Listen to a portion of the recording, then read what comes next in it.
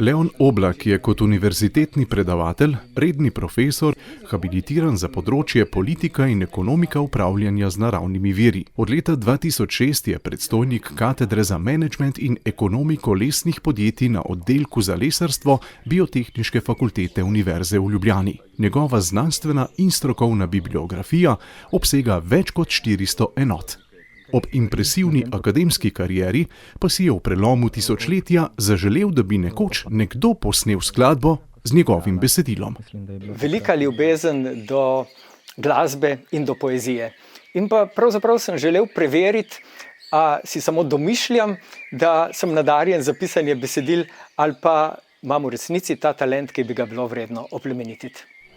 Za vstop na glasbeno sceno je spodbudil tolminski duet Johnny Bravo in nastalo je zelo uspešno sodelovanje, ki je postalo odskočna deska za Leonovo sodelovanje z mnogimi vrhunskimi skladatelji, aranžerji in producenti, ki so z mnogimi različnimi izvajalci posneli že več kot 200 skladb.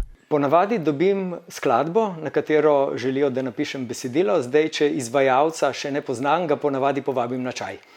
Da ga malo spoznam, da spoznam njegov značaj, kaj pravzaprav želi in potem čakam na navdih.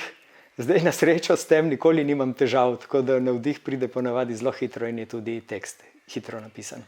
Leon je na raznih festivalih doslej prejel že 11 nagrad za najboljša besedila. Z nagrado strokovne žirije sta bili nagrajeni 2 skladbi, 3 pa so prejele nagrado občinstva. Njegova besedila so kar 2-krat odmevala z največjega evropskega odra Eurovizije. Prvič z narodno-zabavnim rokom, drugič pa skladbo Blue and Red. Dobro besedilo je tisto, ki se ljudi dotakne, ki v njih vzbudi neka globoka čustva in pravzaprav je edini merodajni sodnik, kaj je dobro besedilo čas. Ponavadi skladbe z dobrim besedilom ostanejo in jaz sem vesel, da se številne skladbe z mojimi besedili zavrtijo na slovenskih radijskih postajah še po 20 letih. Vrhunec Oblakovega literarnega dela pa predstavlja ustvarjanje lastne poezije, ki jo odlikuje mojstrsko obvladovanje klasičnih form, še posebej soneta. Doslej je objavil 5 samostojnih pesniških zbirk, v katerih se tematsko posveča predvsem verski tematiki. 100 svetnikov in svetnic v sonetih, Neumrljiva duša in 7 glavnih grehov in pesnitev Jezus Kristus. Ob tem pa je upesnil tudi sonetni venec Pasijon Mengore in pesniško zbirko Javorca, posvečeno cerkvi Svetega Duha, ki je prepesnjena tudi v angleški, nemški in italijanski jezik. In prav s sonetnim vencem je povezan tudi njegov naslednji pesniški izziv. Če je pisanje besedil moja ljubezen, potem je moja strast poezija. In noben izziv z področja besedil, zabavne glasbe ni bil tako velik, kot so izzivi, ko začnem pisati poezijo. In jaz sem srečen, da je vseh 5 mojih pesniških zbirk izšlo pri uglednih založbah, da so bile lepo sprejete med ljudmi. In tudi naslednji izziv, ki je že, je po mojem celo največji v mojem življenju.